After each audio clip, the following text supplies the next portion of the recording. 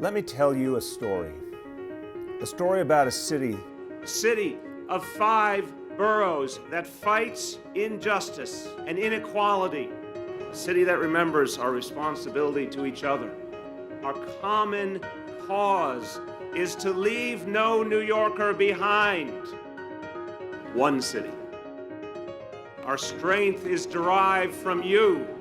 The people of New York City have helped carry on this powerful legacy by leading, by voting, by serving as activists, as community members, as citizens. That is why over the past 8 years, this administration made it a mission to listen to the people in our neighborhoods, especially those that are overlooked and underrepresented. Through these conversations, we are fighting for a fairer, stronger city. We reformed a broken policy, ending the era of stop and frisk to protect the dignity and rights of young men of color. We organized baby showers for parents, for some the first they've experienced. We required big developers to build more affordable housing, and we celebrated the strength of our nation's ancestors by landmarking 227 Abolitionist Place and officially recognizing Juneteenth for the first time. We see what binds all New Yorkers together.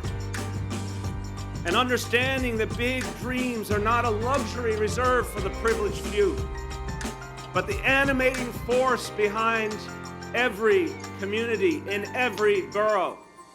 As we emerge from a pandemic that exposed our city's most painful disparities, we are building on our efforts to ensure a recovery for all New Yorkers. Long before the pandemic, we formed the Commission on Gender Equity to protect the economic and reproductive rights of women, girls, and gender nonconforming New Yorkers. The new task force on racial inclusion and equity has taken the lead on addressing the needs of BIPOC communities who are carrying the weight of this crisis and a long history of racism. The task force provided local restaurants with the resources to pay their employees and make meals for those in need, while providing the communities most impacted access to the COVID-19 vaccine. A recovery for all doesn't mean just physical health and economic stability. It also means mental health for all. Thanks to the Mayor's Office of Community Mental Health, a full infrastructure of mental health resources is available 24/7. Counselors and peers at our mental health helpline, NYC Well, have responded to 1.4 million calls, texts, and chats, helping people find care and support right when they need it most.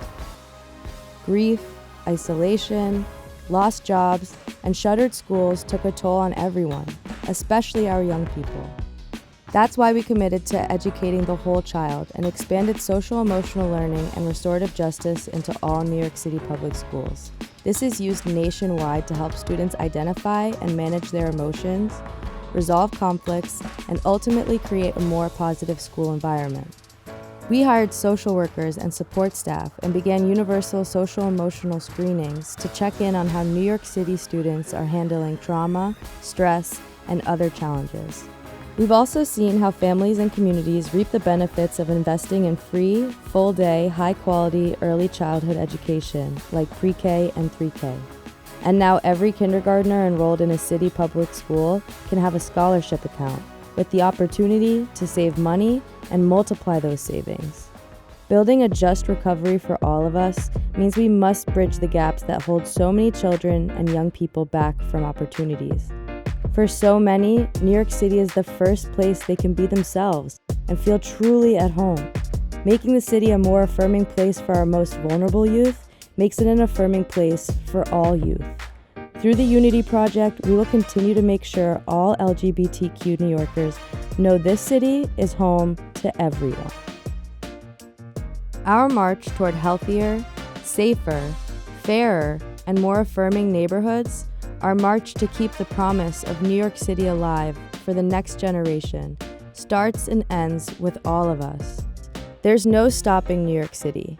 The world is watching us, a beacon of hope, strength, and unity, now and in the future.